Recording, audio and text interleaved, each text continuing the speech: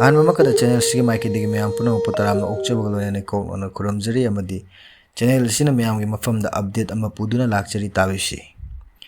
Prime Minister Modi na minute chamaga ahum wa ngangmada Manipur gi wafam amata pandana na theiduna chatki. Prime Minister Narendra Modi na tha sigi tara manga da leibak asina ning tambagi firal singkhatuna Nai Delhi gi Red Fort minute chamaga ahum changna wa ngangkhiba aduda awaba mayok nariba Manipur gi matangda wafam amata pandana na theiduna chatki.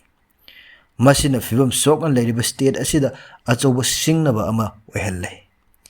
Prime Minister na wangang linge apunba minute chamaga ahumgi manungda Biksit Bharat Natural Calamity amasung Defense Zone gi operation singi matangda wafam fongdok khrabasu Manipur da thokliba irangi thokdok asigi matangda wafam amata palamde. State asida mi kaya ge punsi mangki bamasung mi kaya amana haujiksu leifam leitana relief camp ta changjafam lawduna leiri. Masigi matangda Modi government na tasinadana leiri.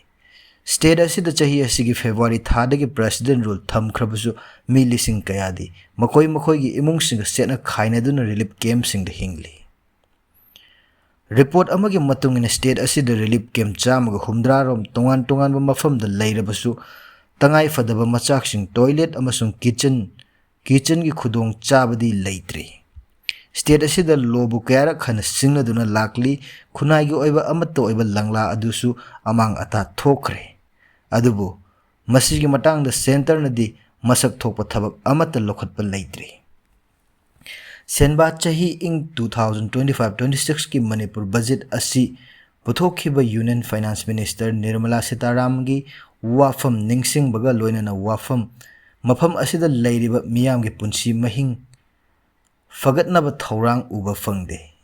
India na ningkha tamba numita Prime Minister na wangang bahaibasi political gi oiba wafam thadok ing tappa nungsi chanaba amadi amata oiba lambi da puraknaba achoba thajaba ama piba mathau tai.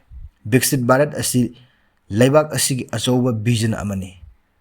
Asengba ningtamba adu Manipur gi relief camp da leiriba mising yauna leibak asigi mafam khudimakta leiba miyamna phawraba matamda mai pakpa ama oigadoribani. Masini hawkhiba August ki 15 haibadi Independence Day numita Prime Minister Narendra Modi na Red Fort minute chamaga ahum changna wa ngangmada Manipur gi wa machet amatabu pandana nathaiduna chatki haidiba paudam. Tabiriba singbu amuka hana thagatchari amadi channel sibu like amadi share subscribe tobiduna channel sibu puning happy haina amuka na nolukchari punama pukramjari.